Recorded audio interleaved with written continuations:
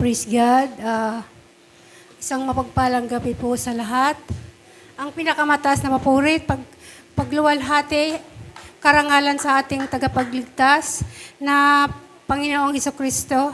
Dobling paggalang sa ating beloved parents in the Lord. Ating inaalala ang mga pinagpalang aral at turo ng ating minamahal at ginagalang na Pastor Evangelist Weldy E. Almeida. Ang mahal Assistant Pastor Lina C. Almeida. Pagwati po sa beloved Almeida family, beloved preachers, workers, at sa mahal na mga kapatiran, baguhan man o datihan. Isang pinagpalang gabi po sa ating lahat. Ako po'y patuloy na nagpapasalamat sa ating Diyos na buhay, sa patuloy pong kabutihan sa aking buhay. Babalikan ko po yung dating buhay na hindi pa po ako nakakilala sa ating pinakamamahal na Panginoon. Dati po kasi, nung hindi pa po ako na-save sa gawaing ito,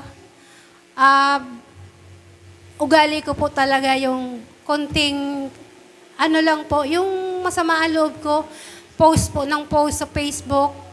Pero sa ngayon po, laki kong papasalamat po sa ating pinakamamahal na Panginoon. Dahil po, nag-isang taon na po ako kahapon sa gawaing ito. Kaya nagpapasalamat po ako sa pagbabago sa aking buhay. Ganon din po sa aking pong karamdaman. Simula po ako nang na-save dito. Hindi ko na po naranasan yung itakbo ng hospital ng emergency. Kaya po napakabuti po ng ating Panginoon sa aking buhay. Yan po ay pinasasalamatan ko dahil po sa pagbabago niya sa aking buhay, sa kaligtasan po sa aking, bagamat hindi ko po kasama yung aking mga anak, pero lubos po akong umaasa na darating ang araw na sila po'y makakasama ko dahil po buhay po ang ating Panginoong Hesus. Nagpapasalamat din po ako, bagamat hindi pa ako nakasama sa Maynila. Nagpapasalamat po ako dahil po sa kabila ng aking mga dinadaanang pagsubok, patuloy po akong iniingatan, ginagabayan, at patuloy po akong pinapaalalahanan ng ating pinakamamahal na Panginoon. Nariyan po yung sa time na yung mabigat po talaga yung nararamdaman ko. Nariyan po yung pagpapaalala niya sa akin na hindi ko kailangan magbitaw sa Kanya. Kaya patuloy po ako nagpapasalamat sa kalakasan. Dahil po, tunay po na buhay ang Diyos sa atin.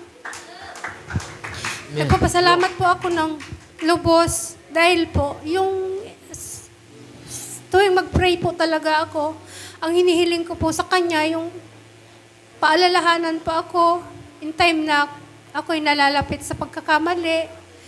Kasi hindi na po katwiran ngayon yung sasabihin nating tao lamang.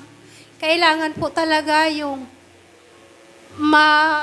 matupad natin yung mga gawaing nakakaano po sa harapan ng ating Panginoon. Kaya patuloy ko pong pinasasalamatan ang ating pinakamamahal na Panginoon sa patuloy po na pagpapaalala sa akin, pagbibigay ng kalakasan, pisikal, higit sa lahat sa espiritual. Ang kapurihan po at kapasalamatan ay tanging sa Panginoong Hesus lamang.